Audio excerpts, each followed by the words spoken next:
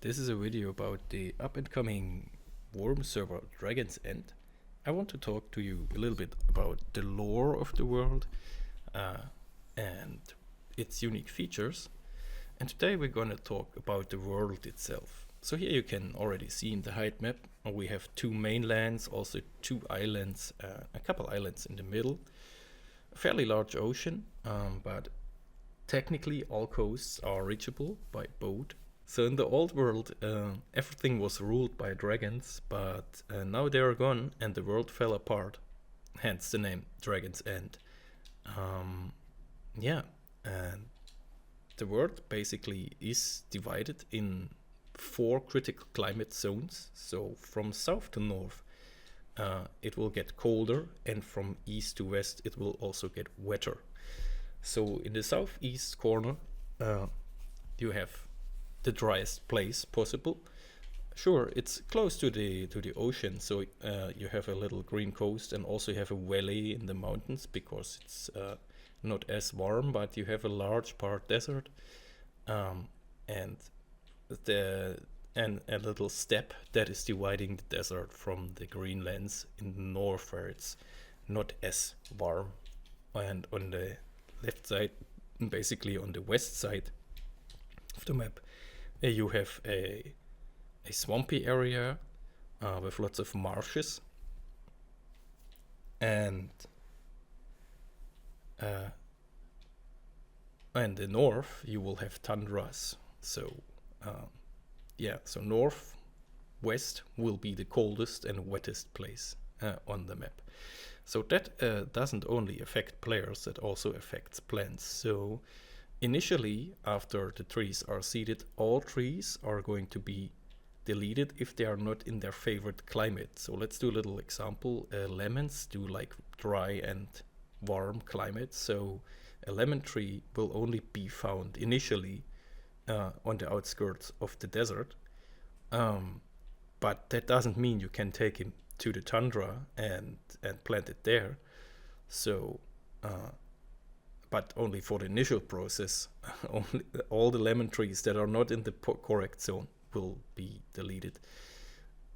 If you do take the lemon tree to the tundra, it is totally plantable and it will grow to a certain part, but then it will stop growing, and it will only grow further when you fertilize it and mulch it. So if basically any plant, it applies to crops, trees, bushes.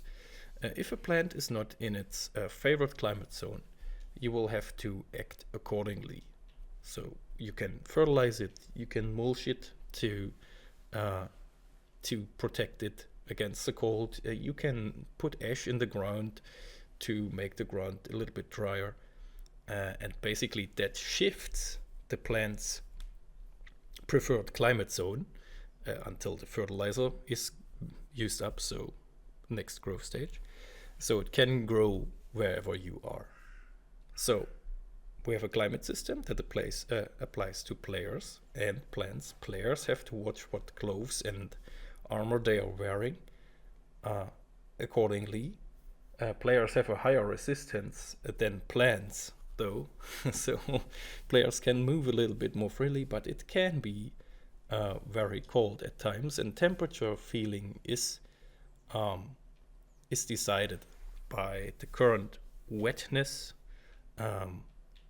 by the height of the player, by the time of the day, by the season, and of course the current climate zone. So beware of that,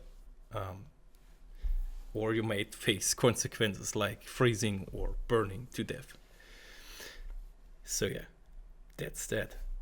We do also have regional ores, meaning iron is going to be everywhere, but all the other ores will be spread across the map. So for example, copper will predominantly be found in the southeast, same as with sandstone apparently, but also slate, and ores like tin and zinc are more to the west, gold and silver rather to the north.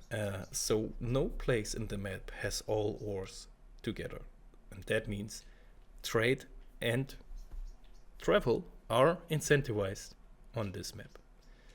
So yeah, this is your world. This is how it looks.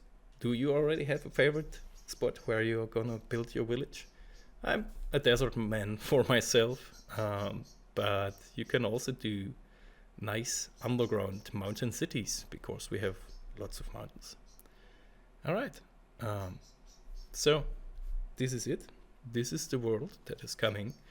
Server releases should be somewhere this year. So after summer, probably. A little bit work on the modding still required. But I'll definitely keep you posted with development videos and videos about the unique features of the server. Alright, if you have any questions, feel free to put a comment, hit me up, whatever. Have a nice day, and I see you all soon on Dragon's End. Bye.